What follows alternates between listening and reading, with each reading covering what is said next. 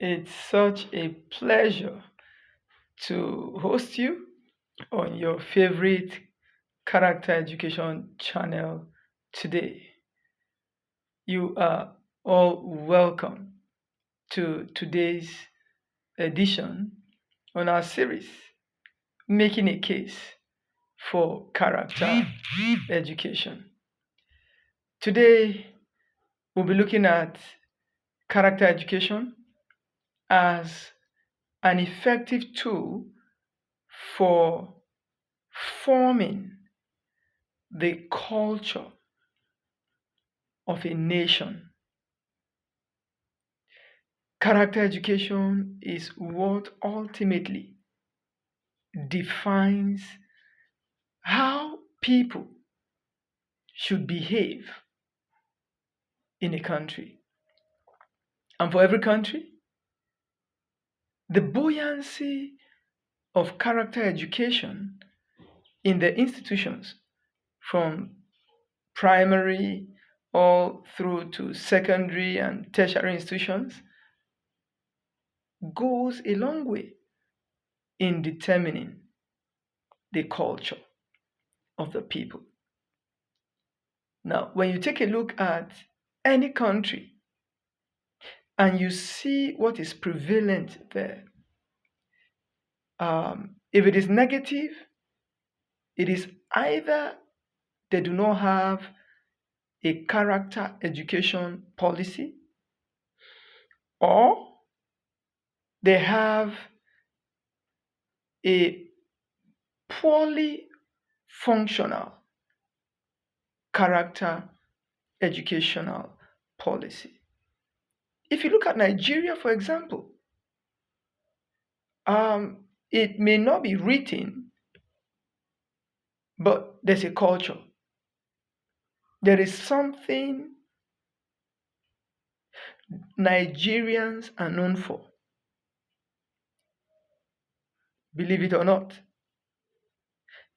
It's a culture. And it only takes character education to reform this culture if we don't like it. Because it's right from primary school that we begin to ensure that our children imbibe our culture as a nation. I had a chat with a close family member who recently relocated from Japan. And I was asking her, what would you miss Japan for? And then she told me that the Japanese people are very honest people. She said she would miss them for their honesty.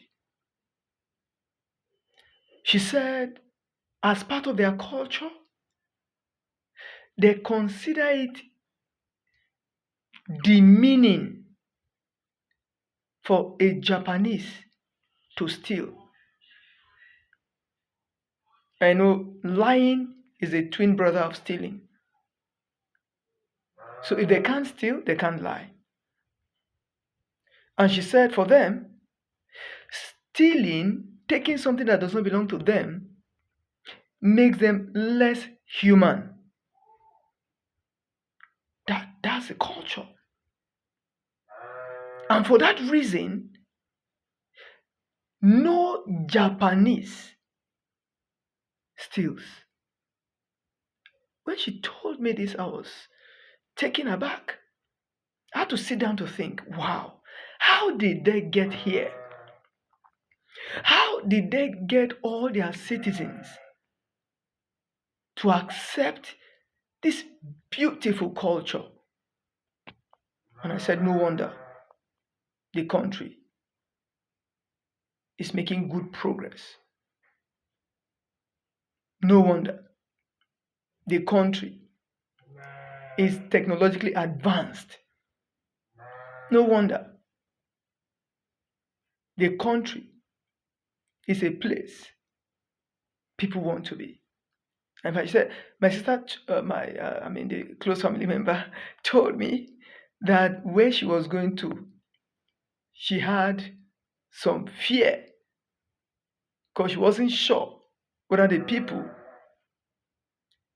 would be like the Japanese, whether they had the culture of the Japanese. So you see how character education can form the culture of a people and everybody complies. And it's such that if anybody wants to deviate, because the generality of the population sees it as a culture, such a person becomes an automatic outcast. And nobody wants to be an outcast. The person quickly retraces his step or her step.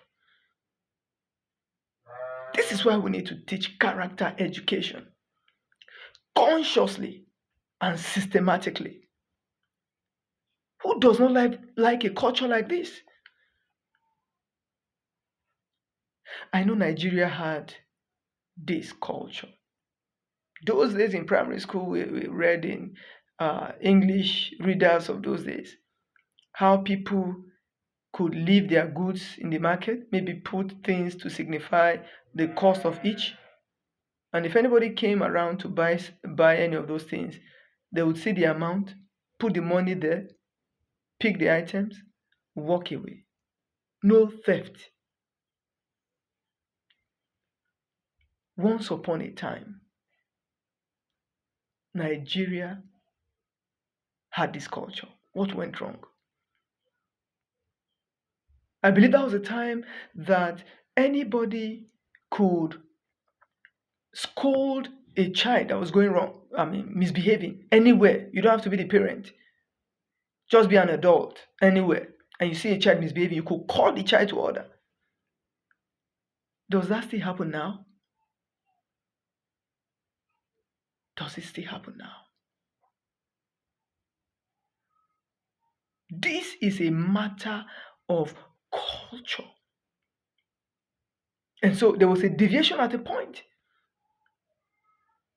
And then that's how we have found ourselves where we are now.